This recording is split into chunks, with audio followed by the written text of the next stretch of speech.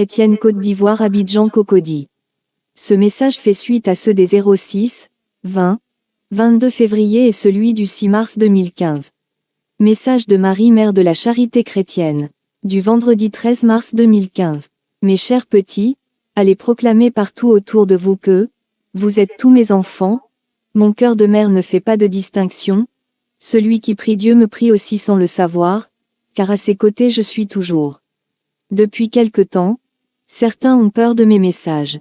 Pourtant il est de mon devoir de mère de mettre en garde ses enfants concernant les événements auxquels ils vont devoir faire face. Je voudrais tant que mes messages ne soient pas tournés en dérision par certains de mes fils, afin qu'eux aussi préparent leur maison pour la période à venir. Ce vendredi-là, Dieu vous donnera des signes.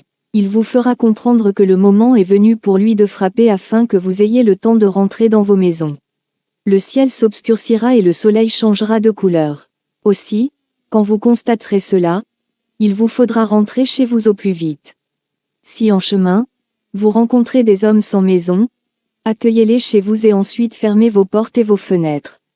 Vous vous rassemblerez tous dans la même pièce et vous passerez votre temps à prier. Ceux qui n'auront pas le temps de rentrer chez eux se réfugieront dans les maisons de Dieu. Vous ne vous laisserez pas envahir par la curiosité en allant regarder par la fenêtre car vous ne supporterez pas les effets de la colère de Dieu. Retenez bien cet avertissement mes bien-aimés, car ceux qui le négligeront se verront abandonnés et instantanément subiront la colère divine. Ceux qui n'ont pas connaissance de mes messages et qui sont dans l'ignorance se retrouveront tapis face à terre de par moi sans le savoir, car c'est ainsi que je les protégerai. Quand la prophétie arrivera, tous ceux qui n'auront pas cru en mes messages réaliseront que tout ce qui avait été écrit était vrai. Ceux qui n'y auront pas cru seront envahis d'une grande angoisse de ne pas les avoir accueillis. Pourtant, pour cela, il sera trop tard car ils n'auront pas été en état de grâce pour se repentir et se convertir. Durant ce temps, beaucoup verront leur foi chavirer, car trop effrayés. Aussi, je veux que vous sachiez qu'avec moi dans vos cœurs et mon Fils Jésus à vos côtés, vous ne craignez rien.